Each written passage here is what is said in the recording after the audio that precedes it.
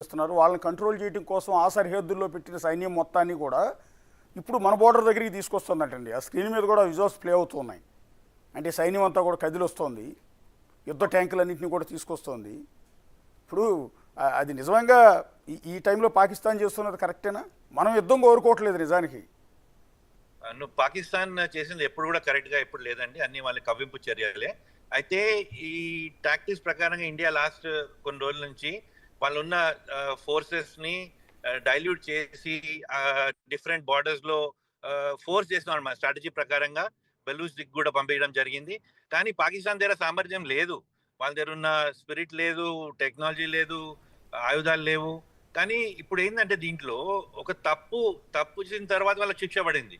మీరు ఇంతకుముందు అన్నట్టు ట్వీట్ లో ఇండియన్ ఆర్మీ ఇచ్చింది జస్టిస్ ఇస్ డెలివర్డ్ అని, న్యాయం జరిగింది అని.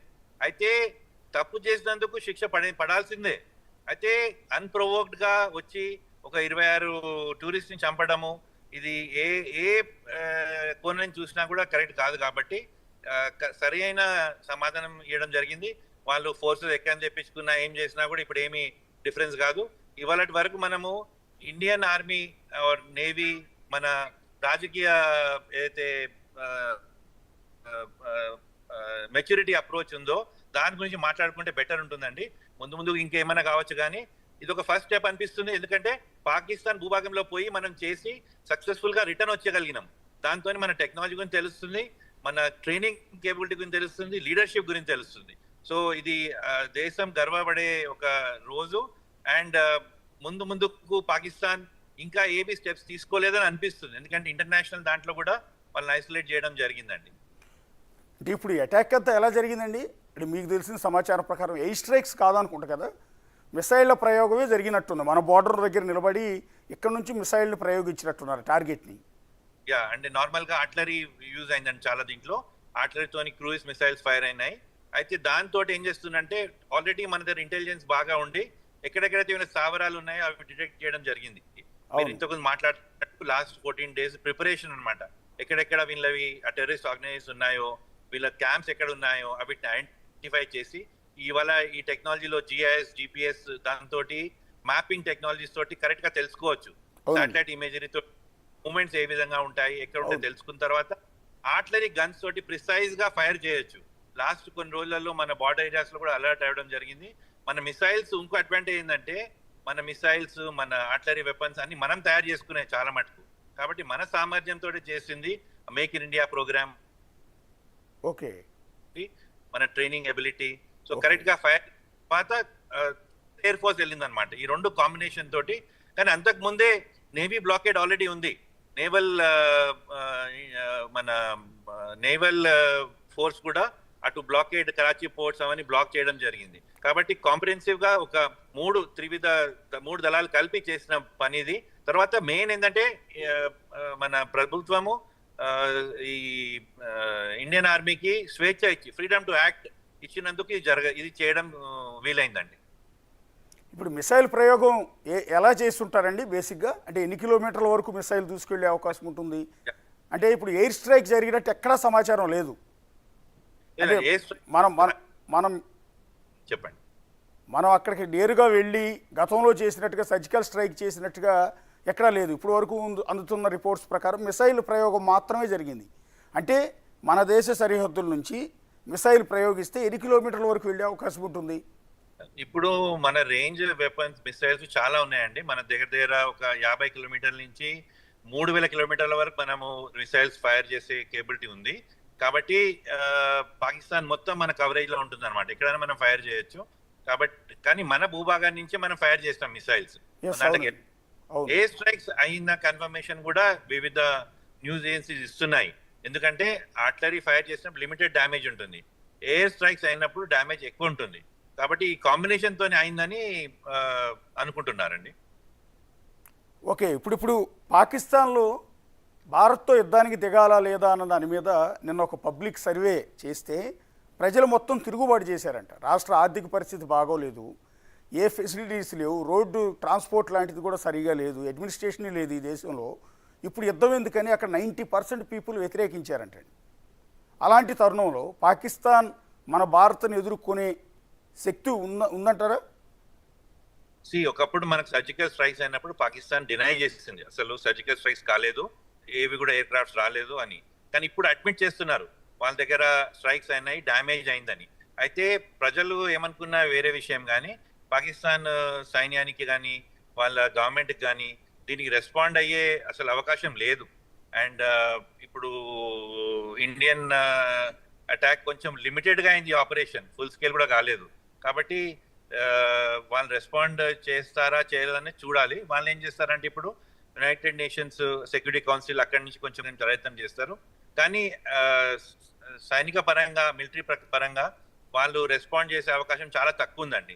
వాళ్ళకి ఆ సామర్థ్యం లేదు, ఆ స్ట్రెంగ్త్ లేదు, ఆ సపోర్ట్ లేదు. కాబట్టి ఇంకోటి ఏంటంటే వాళ్ళు ఒక తప్పు చేసిన దేశంలాగా కనబడుతున్నారు. కాబట్టి న్యాయం కూడా మన సైడ్ ఉంది. కాబట్టి అసలు వాళ్ళకు మారల్ స్టాండింగ్ కూడా లేదు అటాక్ చేయడానికి. అంటే వేరే దేశాలు ఏవి సపోర్ట్ వచ్చే అవకాశం లేదా అనిపిస్తుందండి. ఇప్పుడు యుఎస్ రెస్పాన్స్ చూస్తే ట్రంప్ కూడా అన్నట్టు కొన్ని ఇనిషియల్ రియాక్షన్స్ ఇది అయింది కానీ తొందరగా క్లోజ్ అవుతే బాగుండు అన్నట్టు చెప్పినారు. న్యూట్రల్ గా ఉంది.